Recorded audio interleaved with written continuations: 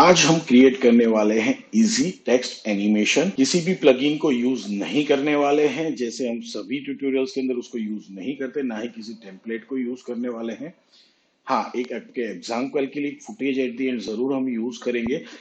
तो सबसे पहले मैं यहाँ पे क्या कर रहा हूँ, मेरा टेक्स्ट टूल सिलेक्ट कर रहा हूँ, इसको थोड़ा जूम कर लेते हैं हमारी कंपोजिशन को। यहाँ पे मैं कंपोजिशन अपना जो रील और शॉर्ट का साइज रहता है यूट्यूब शॉर्ट्स और इंस्टाग्राम रील्स का, वही साइज मैंने यूज किया हुआ है यहाँ पे। और यहाँ पे हम लोग टाइप करते हैं सबसे पहले मेरा जो मेन टेक्स्ट का एनिमेटेड वर्ड है वो है डिजिटल क्रिएटर।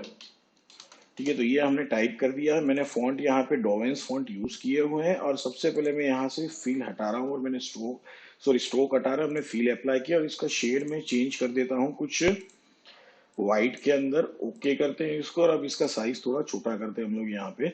अब दूसरा मैंने यहाँ पे बाय डिफॉल्ट बोल्ड अप्लाई, उसको हटा देते हैं और यहाँ पे मैं चला आता हूँ। सबसे पहले अलाइन करते हैं इसको, एंकर पॉइंट उसका अलाइन कर लेते हैं। दूसरी चीज यहाँ पे मैं टाइटल एक्शन सेव ऑन कर लेता हूँ। मेन चीज इतना है कि जो मेरा हाईलाइट करेगा, जो मेरा मेन डिटेल है, वो कभी भी ये जो इनर बॉक्स रहता है टाइटल एक्शन सेव का, उससे बाहर नहीं जाना चाहिए, ताकि वो किसी भी प्लेटफॉर्म पे प्ले क्यों ना किया जाए, आपका मेन डिटेल्स कट ना हो। तो ये भाई हमें यहाँ पे चाहिए, तो मैंने इसको यहाँ पे रख देना है। अब स्टार्टिंग में इसका साइज मुझे थोड़ा और छोटा करना है, तो सिलेक्ट करते हैं इसको और उसका साइज में थोड़ा और छोटा कर लेता हूँ कुछ इस हिसाब से। एंकर पॉइंट फिर से एक बार सेंटर कर लेते हैं और इसको अलाइन कर देते हैं कंपोजिशन के सेंटर में प्रॉपर तरीके से। तो हाँ भाई, ये अभी अलाइन हो चुका है। अब इसको एनिमेट करना स्टार्ट करना है। तो सबसे पहले जो मेरा ये टेक्स्ट लेयर उसको सिलेक्ट करते हैं, ओपन करते हैं और यहाँ पे एनिमेट में जाते हैं और मैं अप्लाई कर रहा हूँ पोजीशन। यहाँ पे एनिमेटर जो रहता है हमारा टेक्स्ट का, पोजीशन एनिमेटर हमने यहाँ पे अप्लाई किया है। अब सबसे पहले यहाँ से मैं पोजीशन चेंज कर रहा हूँ कुछ डाउन की तरफ यहाँ पे। अब उसके बाद यहाँ पे हम रेंज सिलेक्टर को ओपन करते हैं, उसमें एडवांस को ओपन करते हैं और मैं यहाँ पे स्क्वायर की जगह पे अप्लाई करने वाला हूँ रैंप अप। तो ये मैंने अप्लाई कर दिया। उसके बाद में यहाँ पे रेंडमाइज ऑर्डर पे इसको ऑन कर देता हूँ। तो मैंने इसको क्या कर दिया, यहाँ पे रेंडमाइज ऑर्डर को ऑन किया ताकि ये ब्यूटीफुल तरीके से ऊपर जाते हुए मुझे दिखेगा यहाँ पे। तो ये भी हमारे यहाँ पे ऑन हो चुका है। अब जो हम एनिमेट करने वाले हैं यहाँ पे रेंज सिलेक्टर के अंदर, तो वो जो मैं एनिमेट करूंगा, दूसरी चीज हमेशा अपने एनिमेटर को नाम देना, ताकि अगर आप एक ही लेयर के अंदर मल्टीपल एनिमेटर्स अप्लाई कर रहे हो, तो जो भी आपके बाद आपके प्रोजेक्ट के ऊपर काम कर रहा है, एडिटिंग या कुछ भी करने के लिए, या आपका सुपरवाइजर देख रहा है, तो उसको पता चले आपने क्या काम किया हुआ है अपने लेयर्स और अपने प्रोजेक्ट के अंदर। तो ये हमने कर दिया। और यहाँ पे एनिमेट होने वाला है मेरा ऑफसेट रेंज सिलेक्टर के अंदर। हम स्टार्ट और एंड को एनिमेट नहीं करने वाले हैं, तो हम ऑफसेट की स्टॉप वॉच के ऊपर यहाँ पे की अप्लाई करते हैं और यहाँ से हम चलते हैं ऑलमोस्ट 1 सेकेंड आगे। सॉरी, यहाँ पे आ चुके हैं और मैं यहाँ पे ऑफसेट की वैल्यू कर दूंगा 100। तो भाई स्टार्टिंग आपका -100 रहेगा यहाँ पे, एंड आपका 100 रखना है। तो अब चले आते हैं 0 नंबर की फ्रेम के ऊपर। यहाँ पे हमें क्या कर देना है, वैल्यू -100 कर देना है। तो ये हमारा एनिमेशन यहाँ पे रेडी हो चुका है। अभी लीनियर पीस को सिलेक्ट करते हैं, F9 प्रेस करते हैं, चलते हैं ग्राफ एडिटर के अंदर और यहाँ पे ग्राफ को मैं कुछ हिसाब से एडिट करता हूँ।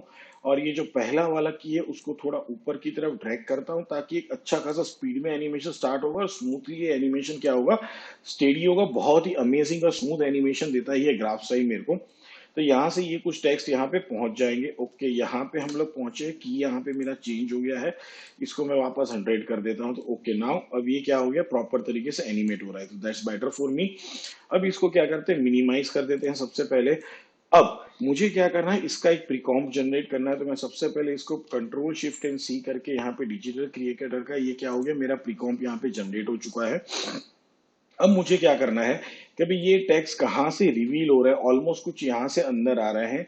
तो अब मैं यहाँ पे एक मेरा शेप टूल सिलेक्ट कर रहा हूँ, रेक्टेंगल शेप टूल, और एक मैं यहाँ पे मास्क ड्रॉ कर रहा हूँ, ताकि मुझे मेरे टेक्स्ट स्टार्टिंग से मतलब दिखने नहीं चाहिए और प्रॉपर तरीके से क्या होना चाहिए, वो इन होना चाहिए। तो अब अगर यहाँ पे आप देखोगे तो ये कुछ इस हिसाब से अंदर आते हुए दिखेंगे।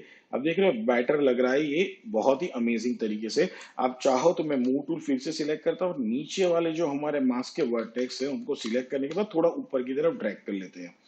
तो अब क्या होगा, ये बहुत ही नीचे से नहीं दिखेंगे, यहाँ से आते हुए दिखेंगे। तो बहुत ही सुंदर लग रहा है। थोड़ा और अप कर लेते हैं, शायद वो और भी बेटर दिखेगा।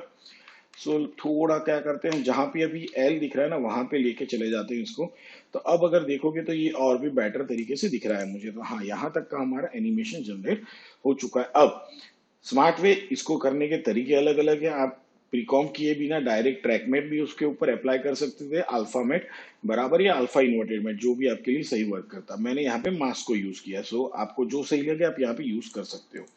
अब उसके बाद मुझे क्या करना है भाई, ये एनिमेशन तो जनरेट हो चुका है। अब उसके बाद जैसे ये होता है मुझे थोड़ा इसको जूम करना है, बराबर जैसे हम फोकस में लेके आते हैं। तो यहाँ पे मैं पहले तो मुझे एक नीचे लाइन भी चाहिए, एक सेकेंडरी एनिमेशन चाहिए इसको जूम करने के लिए, जो इसको क्या कहते हैं हम लोग, एक पंप दे या फिर उसको एक एक्शन के लिए मजबूर करेंगे, वो स्केल अप हो थोड़ा। तो यहाँ पे मैं क्या कर रहा हूँ, एक मेरा पेन टूल यहाँ पे सिलेक्ट कर रहा हूँ और यहाँ से मैं एक लाइन ड्रॉ कर रहा हूँ, कुछ इस हिसाब से मैंने शिफ्ट करके एक पेन टूल के थ्रू एक पाथ जनरेट कर दिया। अब इसका भी शेड हम चेंज कर देते हैं व्हाइट कलर के अंदर, ओके करते हैं और इसको मैं लेयर को नाम दे देता हूँ यहाँ पे लाइन, डन। अब पहले तो यहाँ पे क्या करेंगे, इसको ओपन करते हैं, कंटेंट में चलते हैं, शेप में जाएंगे। मैंने ऑलरेडी स्ट्रोक अप्लाई करके रखा हुआ है, स्ट्रोक में जो लाइन कैप है उसको मैं यहाँ पे चेंज करके राउंड कैप कर देता हूँ। ठीक है, इतना विजिबिलिटी में नहीं आएगा but still it's good for me. Plus इसका स्ट्रोक विड्थ जो है मुझे चेंज करना है, तो मैं यहाँ पे 5 के आसपास स्ट्रोक विड्थ अप्लाई कर देता हूँ। 5 भी ज्यादा रहेगा, I think 3 will be good. हाँ, तो ये मेरे लिए सही है। ओके, अभी चेंज नहीं हुआ क्योंकि लेयर सिलेक्टेड नहीं था, ये ध्यान में रखना। ओके 3, हाँ अब ये सही है हमारे लिए। अब इसका पोजीशन हल्का सा हम लोग चेंज कर लेते हैं यहाँ ऊपर की तरफ। ठीक है, डन। तो ये बेटर लग रहा है, इसको अलाइन कर लो एक बार, एंकर पॉइंट उसका सेंटर में कर लो और इसको अलाइन कर लेते हैं कंपोजिशन में। ठीक है, ये डन है। अब मुझे जो एनिमेट करना था, आप दो तरीके से इसको एनिमेट कर सकते हो, या तो आप इसका ट्रिम पाथ एनिमेट कर सकते हो या तो स्केल। अब यहाँ पे क्या है, मैं स्केल एनिमेट करूंगा तो स्ट्रोक विड्थ में कोई फर्क नहीं पड़ने वाला, तो बेटर है मैं स्केल को ही एनिमेट करूंगा यहाँ पे। तो लाइन को यहाँ पे सिलेक्ट करता हूँ और मैं यहाँ पे स्केल चूज करता हूँ। अब नीचे वाले लेयर का एनिमेटेड प्रॉपर्टी हमें पता नहीं कि एग्जैक्टली कब पूरा का पूरा ऊपर आता है, तो यहाँ पे प्रीकॉम्प के अंदर चलते हैं, यहाँ पे इसको सिलेक्ट करो, यू प्रेस करो, तो ऑलमोस्ट ये कुछ यहाँ पे स्टेडी हो रहा है। देख रहे हो कि यहाँ पे ये ऑलमोस्ट स्टेडी हो रहा है, तो बस बिल्कुल यहीं से क्या करना है, मुझे इसको 1 या 2 फ्रेम आगे है तो ये सही है। और यहाँ से हम चलते हैं ऑलमोस्ट पेज डाउन 20 फ्रेम्स, और उसके बाद 1 2 3 4 5 25 फ्रेम्स आगे चलते हैं और इसको मैं अभी स्केल अप करूंगा। पर ओके, यहाँ पे की का जो स्केल है, स्केल अप मुझे करना कहाँ तक है, खाली और खाली एक्स एक्सिस के अंदर मुझे उसको स्केल करना है, वाई में नहीं। तो ये यहाँ तक स्केल होगा, इससे बाहर ये नहीं जाना चाहिए। सेम चीज अभी ये स्केल मतलब 0 से करना है, इसका स्केल बाय डिफॉल्ट 100 ही रहेगा यहाँ पे, बट इन 0 नंबर फ्रेम मुझे क्या करना है, इसको 0 दे देना है। थोड़ा बाय मिस्टेक में आगे चला गया था, जो दिमाग में चल रहा, कभी कभी होता है आर्टिस्ट के साथ, कंटिन्यूस आपका सोच चलता रहता है तो आप आगे का स्टेप पहले गलती से अप्लाई करते हो। थोड़ा कूल रखो अपने दिमाग को, ठीक है, मतलब मैं अपने आप को बोल रहा हूँ, आपको नहीं, टेंशन मत लीजिए। हाँ भाई, ठंडा हो जा। अब इसको भी मैं एनिमेट कर देता हूँ यहाँ पे कुछ इस हिसाब से, तो ये भी यहाँ पे एनिमेट हो चुका है। और इसको थोड़ा मैं अप की तरफ यहाँ पे ड्रैग कर लूंगा और हल्के से इसको ड्रैग करके कुछ इस हिसाब से भी है। तो अब ये क्या होगा भाई, यहाँ से जनरेट होगा, बट यही मेरा मेन एक्शन है, जो मेरे मेन टाइटल को क्या करना है, जूम इन करने के लिए थोड़ा प्रेरित करेगा, मतलब उसको इंस्पायर करेगा, उसको एक चिंगारी लगाएगा। ठीक है, तो अब उसके लिए क्या करना है, मैं यहाँ पे लेयर पैनल के अंदर राइट क्लिक कर रहा हूँ, न्यू में जा रहा हूँ और एक नल ऑब्जेक्ट जनरेट कर रहा हूँ। अब इन दोनों लेयर को हम क्या कर देंगे, नल के साथ पेरेंट कर देंगे। अब जैसे ये लाइन स्टार्ट होता है स्केल अप होना, मतलब रिवील होना, वैसे ही हमें क्या करना है, इसको जूम इन करना है। तो उसके लिए हम 3D लेयर नहीं बट सिंपल सा इल्यूजन क्रिएट करते हैं स्केल का। तो नल का हम स्केल प्रॉपर्टी यहीं से ओपन करते हैं और इसको चल लेके जाऊंगा ऑलमोस्ट मैं 2 सेकेंड के ऊपर। और यहाँ पे क्या करना है, मुझे इसका स्केल बढ़ाना है, बट स्केल कहाँ तक जाएगा, इनर बॉक्स तक रहेगा, उससे बाहर नहीं जाएगा। तो यहाँ तक ये हो चुका है। सेम चीज अब इसको भी सिलेक्ट करते हैं, लीनियर की, इसको F9 प्रेस करके इजी इसमें कन्वर्ट करते हैं, चलते हैं ग्राफ एडिटर के अंदर और यहाँ पे मैं ग्राफ को कुछ हिसाब से एडिट कर देता हूँ। ठीक है, तो ये भाई रेडी हो चुका है। यहाँ पे नल को हम विजिबल नहीं रखते हैं क्योंकि ये दिखता नहीं बट बिकता बहुत है, मतलब भले ही दिखे ना बट काम बहुत सुपर करता है। तो ये एनिमेशन हमारा ऑलमोस्ट क्या हो गया, मेन टाइटल एनिमेशन ऑलमोस्ट हमारा यहाँ पे ब्यूटीफुल तरीके से जनरेट हो चुका है। अब यहाँ पे थोड़ा मुझे मैनिपुलेट करना है, 1 2 3 फ्रेम के बाद ये एनिमेशन स्टार्ट होना चाहिए, क्योंकि हमें लगना चाहिए कि उसी के कारण ये क्या हो रहा है, स्टार्ट हो रहा है। सो यही हमारे पर 3 फ्रेम ज्यादा हो जाएगा आई थिंक, तो मैं 1 फ्रेम आगे जा रहा हूं और यहीं से इसको क्या करेंगे, हम लोग स्टार्ट दे देंगे। तो जैसे ये निकला और सीधा उसको क्या करेगा, जूम इन करते हुए जाएगा स्केल अप के साथ। तो ये हमारा एनिमेशन हो चुका है गाइस। अब हमारे बैकग्राउंड को थोड़ा और इंटरेस्टिंग करते हैं, और बैकग्राउंड को इंटरेस्टिंग बनाने के लिए हम लोग टाइपोग्राफी को यूज करने वाले हैं। तो सबसे पहले मैं यहाँ से मेरा टेक्स्ट को सिलेक्ट करता हूँ, यहाँ पे मैं टाइप करने वाला हूँ सोशल। अब इसको टाइप करने के बाद मुझे सबसे पहला काम क्या करना है, इससे फील्ड मुझे हटा देना है और उसके ऊपर मुझे स्ट्रोक अप्लाई करना है टेक्स्ट के ऊपर, मेरी टाइपोग्राफी के ऊपर। तो ये मैंने अप्लाई कर दिया है। और सबसे पहले इसका वैल्यू हम कम कर देते हैं ऑलमोस्ट 3 के आसपास। तो हाँ भाई ये बेटर दिख रहा है। अब थोड़ा इसका साइज हम बड़ा करेंगे। अब साइज कितना बड़ा करना है कि ये कंपोजिशन को खाली कवर करे, ये चीज हमें देखना है। तो हाँ भाई ये सही है मेरे लिए, कंपोजिशन को प्रॉपर तरीके से कवर कर रहा है, इतना साइज मुझे चाहिए था इसका। अब इसको भी हमें एनिमेट करना है। तो मुझे क्या करना है, सबसे पहला काम, इसका जो पोजीशन है वो मुझे कंपोजिशन से बाहर चाहिए, ऊपर की तरफ टोटली मुझे क्या करना है, इसको यहाँ से बाहर निकाल देना है। तो ये यहाँ पे पहुंच गया। अब इसका भी एनिमेटर मुझे यूज करना है, बट इसको हम रखेंगे हमारे सारे लेयर्स के नीचे। अब यहाँ पे जाएंगे और सेम एनिमेटर अप्लाई करेंगे, हमारा पोजीशन वाला एनिमेटर जो हमने हमारे digital creator text main title के लिए यूज किया था। अब यहाँ पे इसका जो पोजीशन है वो हमें क्या करना है, हमारे कंपोजिशन के बॉटम साइड से बाहर निकाल देना है उसको। तो ये यहाँ पे हो चुका है। सेम प्रोसीजर फॉलो करने वाले हैं, वापस रेंज सिलेक्टर में जाएंगे, एडवांस में जाएंगे, यहाँ पे शेप जो एनिमेटेड शेप है एनिमेटर का उसको हम चूज करेंगे रैंप अप, प्लस यहाँ पे हम चूज करेंगे रैंडम ऑर्डर को ऑन कर देंगे यहाँ पे। तो रैंडमली कुछ हिसाब से एनिमेट हो जाएगा। और यहाँ पे भी हम एनिमेट करने वाले हैं ऑफसेट को। तो ये स्टार्टिंग से एनिमेट होगा, तो 0 नंबर की फ्रेम के ऊपर आ जाएगा। यहाँ पे हम क्या कर देंगे, की अप्लाई कर देते हैं और चलते हैं ऑलमोस्ट 3 सेकेंड के ऊपर यहाँ पे। तो भाई जहां हमारा पूरा का पूरा टेक्स्ट क्या हो रहा है, यहाँ पे जूम होते 2 सेकेंड पे आ जाता है। ठीक है, तो यहाँ पे ही हम इसको स्टॉप करते हैं, और क्योंकि कंटिन्यूअसली इसके पीछे हमारा एनिमेशन चलते रहने वाला है बराबर। तो यहाँ पे मैं क्या कर रहा हूँ, ऑलमोस्ट इसको पहली की सॉरी 100 लगेगा यहाँ पे, की चले आते हैं 0 नंबर की फ्रेम के ऊपर, यहाँ पे होगा ये -100। इसको सिलेक्ट करते हैं, F9 प्रेस करते हैं, चलते हैं ग्राफ एडिटर के अंदर, और यहाँ पे ग्राफ को कुछ इस हिसाब से हम लोग एडिट कर देंगे। तो ये मेरा एनिमेशन यहाँ पे इसका जनरेट हो चुका है। अब अगर आप इसको प्ले करते हो तो स्टार्टिंग में क्या हो रहा है, ये टेक्स्ट यहाँ से जाते हुए दिख रहा है, बट इसका एनिमेशन शुरू से होना चाहिए। तो अब क्या करेंगे भाई, इसको थोड़ा मतलब ओपन करते हैं, यहाँ पे यू प्रेस करते हैं और इसको मूव टूल सिलेक्ट करके थोड़ा यहाँ पे आगे की तरफ, मतलब ऑलरेडी ये क्या होना चाहिए, स्क्रीन के अंदर होना चाहिए, इन बिटवीन मुझे रखना है इसको यहाँ पे। तो मैं ऑलमोस्ट यहाँ से इसका एनिमेशन स्टार्ट करने वाला हूँ, और इस की को हम शिफ्ट कर देंगे 2 सेकेंड के ऊपर कुछ। ओके डन है। तो भाई क्या होगा, जैसे ही ये स्टार्ट होगा वैसे ही हमारा एनिमेशन पूरा इस हिसाब से चलना चाहिए। बट इसी के पीछे मतलब कंटिन्यूअसली मुझे क्या चाहिए, दूसरा टेक्स्ट भी चाहना चाहिए। तो मैं इसको यहाँ पे क्या कर रहा हूँ, डुप्लीकेट कर रहा हूँ। अब इस टेक्स्ट को हम यहाँ पे चेंज कर देते हैं, और मैं यहाँ पे अप्लाई करता हूँ मीडिया।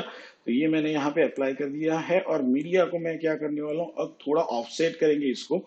तो भाई ये इसके पीछे इस हिसाब से आना चाहिए, तो ये भी हमने यहाँ पे कर दिया है। तो ये भी बेटर लग रहा है। तो अब क्या होगा, कंटिन्यूटी में ये एनिमेशन जाता हुआ दिखेगा आपको यहाँ पे। अब सेम चीज मुझे क्या करना है, इन दोनों लेयर को यहाँ पे शिफ्ट करना पड़ेगा। मतलब मुझे ऊपर से नीचे की तरफ आते हुए भी टेक्स्ट चाहिए। तो यहाँ पे इन दोनों लेयर को सिलेक्ट करते हैं, कंट्रोल डी करके डुप्लीकेट कर देंगे, और इसको ऊपर की तरफ ड्रैग कर लेते हैं। और सबसे पहले मैं इनका लेबल चेंज कर देता हूँ कुछ अलग शेड में। तो यहाँ पे मैंने चेंज कर दिया है। इन दोनों का लेबल भी मैं यहाँ पे चेंज कर देता हूँ, ताकि भाई हमें आइडेंटिफिकेशन मिलती रहे हो क्या रहा है। तो भाई ये आ गए। अब इनका क्या करना है, यू प्रेस करना है, और इनके जो पोजीशंस है वो दोनों कीज हमें सिलेक्ट करने हैं। यहाँ पे किसी भी की के ऊपर आ जाओ, राइट क्लिक कर लो, की फ्रेम असिस्टेंट में चले जाओ, और टाइम रिवर्स कीज हमने यहाँ पे अप्लाई कर दिया। तो अगर आप देखोगे तो यहाँ पे क्या हो रहा है, कुछ इस हिसाब से ये वेरिएशंस में जाते हुए दिख रहे हैं, बट थोड़ा इसके अंदर और मुझे चेंजेस लाना है। तो हम क्या करेंगे भाई, रेंज सिलेक्टर को ओपन करते हैं यहाँ पे, और एडवांस में जाएंगे, जो हमारे डुप्लीकेटेड टेक्स्ट है और उसमें जो हमने रेंडमाइज ऑर्डर किया है, यहाँ पे मैं कुछ चेंज कर देता हूँ। यहाँ पे मैं अप्लाई करता हूँ 5। तो ये कुछ चेंज हो गया। सेम चीज हमारे सेकंड डुप्लीकेट जो लेयर है सोशल का, उसको ओपन करते हैं, उसके एडवांस में चलते हैं हम लोग यहाँ पे, और यहाँ पे मैं रेंडमाइज वैल्यू अप्लाई कर देता हूँ 10। तो भाई क्या होना चाहिए, दोनों में थोड़ा थोड़ा वेरिएशंस होगा, तभी हमें क्या होगा, अच्छे से समझ में आएगा। तो भाई यहाँ पे क्या होगा, ये यहाँ से स्टार्ट हो रहा है, यहाँ से ये मेरा एनिमेशन यहाँ तक जाते हुए आपको दिख रहा है। ठीक है, अब जैसे ये स्केल अप हो गया, तभी क्या हो गया, इनका एनिमेशन यहाँ पे खत्म हो गया। अब अगर मैं मेरा बैकग्राउंड फुटेज इसके पीछे डाल दूं तो हमारा टाइपोग्राफी एनिमेशन ऑलमोस्ट रेडी। आप चाहे इतनी बार इस लेयर को क्या करके डुप्लीकेट करके और भी इंटरेस्टिंग बना सकते हो, ये आपके ऊपर डिपेंड करता है कि आप क्या करना चाहते हो। ठीक है, अब मैं इस फुटेज को यहाँ पे बैकग्राउंड में लाके रख देता हूँ। यहाँ पे तो मेरा फुटेज यहाँ पे बैकग्राउंड में आ चुका है। तो अब दिक्कत ये होगी कि मेरे टेक्स्ट यहाँ पे कुछ टेक्स्ट विजिबल हैं, कुछ टेक्स्ट विजिबल नहीं होंगे। तो आप यहाँ पे शेड को चेंज कर सकते हो टेक्स्ट के। तो कुछ टेक्स्ट का जो स्ट्रोक है, मतलब मैं क्या कर रहा हूँ कि मीडिया को मैं यहाँ पे जो स्ट्रोक है वो कर दूंगा ब्लैक शेड के अंदर। Okay done. सेम चीज दोनों मीडिया को, मतलब दोनों मीडिया टेक्स्ट जो है उसको हम क्या कर देंगे, उसका जो शेड है स्ट्रोक का वो ब्लैक में चेंज कर देंगे। तो भाई हमारा टेक्स्ट एनिमेशन या टाइपोग्राफी इंट्रो एनिमेशन आपके सोशल मीडिया के लिए, पर्सनल व्लॉग्स के लिए, वीडियोस के लिए, शॉर्ट्स के लिए, रील्स के लिए रेडी हो चुका है। एक बार फाइनल एनिमेशन हम प्ले करके देखते हैं कि ये कैसा दिखता है गाइस। सो जैसे अभी गाइस स्क्रीन के ऊपर आप देख रहे हो हमारा टेक्स्ट एनिमेशन बहुत ही अमेजिंग लग रहा है, हमारा typography intro animation. So like करना, सब्सक्राइब करना, दोस्तों के साथ शेयर करना और कमेंट करना बिल्कुल भी मत भूलिएगा। साथ में बेल आइकन पर क्लिक जरूर कर दीजिएगा ताकि आगे आने वाले ट्यूटोरियल्स और अपडेट्स के लिए आपको नोटिफिकेशंस मिलते रहे। See you next time, good bye.